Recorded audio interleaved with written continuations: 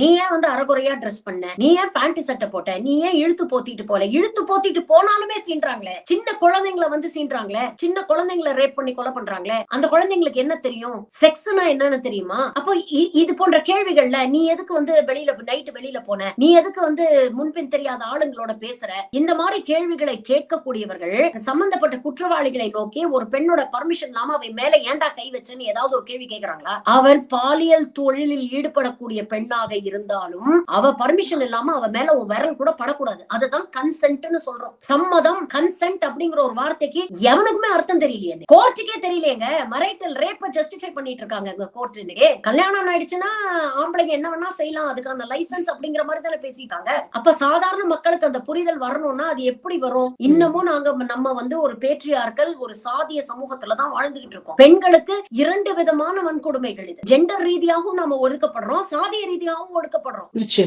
யோசிச்சு பாருங்க, சாதிய ரீதியா ஒடுக்கப்படுறோம் ஏன்னு சொல்றேன்னா, இன்னைக்கு கொல்கட்டால ஒரு சிட்டில இருக்கக்கூடிய மெட்ரோபாலிட்டன் சிட்டில இருக்கக்கூடிய ஒரு சமூகத்தை ஒரு வசதியான ஒரு பிரிவிலேஜ் செக்ஷன்ல இருந்து வரக்கூடிய ஒரு பெண்ணுக்கு நடந்ததுன்னா ஒட்டுமொத்த நாடுமே கொந்தளிக்குது. இதே சமயத்துல பீகார்ல ஒரு தலித் பெண் இதே மாதிரி கூட்டு பாலியல் வன்கொடுமைக்கு ஆளாக்கப்பட்டு இறந்திருக்கிறார். அதை பத்தி ஏதாவது ஒரு மீடியா பேசுதா? பேசாததுக்கு என்ன காரணம்? இரண்டு காரணங்கள். ஒண்ணு, அரசியல் ரீதியா அவங்களுக்கு ஆதாயம் கொடுக்காது, ஏன்னா இவங்க கூட்டணி ஆட்சி இருக்கக்கூடிய மாநிலம்ங்கிறதுனால பேச மாட்டேங்கிறாங்க. இரண்டாவது, தலித் சமூகத்தை சேர்ந்த பெண் தானே, எதுக்கு பேசணும்? Because Dalit lives don't matter. இந்த மாதிரியான ஒரு சமூகத்துல, இந்த மாதிரி ஒரு ஆட்டிடியூட் இருக்கக்கூடிய சமூகத்துல தான் இன்னும் வாழ்ந்துட்டு இருக்கோம். So the change has to come from within. நீ மாறு, உன்னை சுத்தி இருக்கிறவங்களை மாத்து, உங்க வீட்டுல இருக்கிற ஆம்பளை பசங்களுக்கு கத்து கொடு. பெண் என்பவள் வெறும் போக பொருள் கிடையாது, அவளுக்கும் உணர்வுகள் இருக்கு, அதை தாண்டி அவளுக்கும் மூளைன்னு ஒண்ணு இருக்கு. இன்னைக்கு ஈக்குவாலிட்டி, ஃபெமினிசம் நம்ம பேசுறோம். ஈக்குவாலிட்டினா நம்ம எதை பேசுறோங்க? செரிப்ரல் ஈக்குவாலிட்டியை பத்தி பேசுறோம், ஈக்குவல் ஆப்பர்ச்சுனிட்டிஸ பத்தி பேசுறோம். ஆனா ஃபெமினிசமே பெண்களே வந்து தவறா புரிஞ்சுக்கிட்டு இருக்காங்க. இன்னமும் ஒரு சாதிய ஆணாதிக்க சமூகத்துலதான் நம்ம வாழ்ந்துட்டு இருக்கோம். பெண்களை நோக்கி தான் கேள்விகளை எழுப்புறாங்களே தவிர ஆண்களை நோக்கி ஏன் இந்த மாதிரி ஒரு குற்றத்துல ஈடுபடுறீங்க, கன்சென்ட்னு ஒரு விஷயம் இருக்கே, இதை பத்தி எல்லாம் யோசிக்கவே மாட்டீங்களா அப்படிங்கிற கேள்வியை யாரும் எழுப்ப மாட்டேங்கிறாங்க. இந்த வழக்குலயும் நீங்க பாத்தீங்கன்னா, நிர்பயா வழக்குல எப்படி 7 வருஷம் இழுத்தடிச்சாங்களோ, கிட்டத்தட்ட இந்த வழக்குலயும் அந்த மாதிரிதான் 7 வருஷம் இழுத்தடிப்பாங்க. கொஞ்ச நாளைக்கு இதை பேசிக்கிட்டே இருப்பாங்க. இன்ஃபேக்ட் இதை நிர்பயா 2ன்னு பிஜேபி ஆளுங்க வந்து பேசுறாங்க.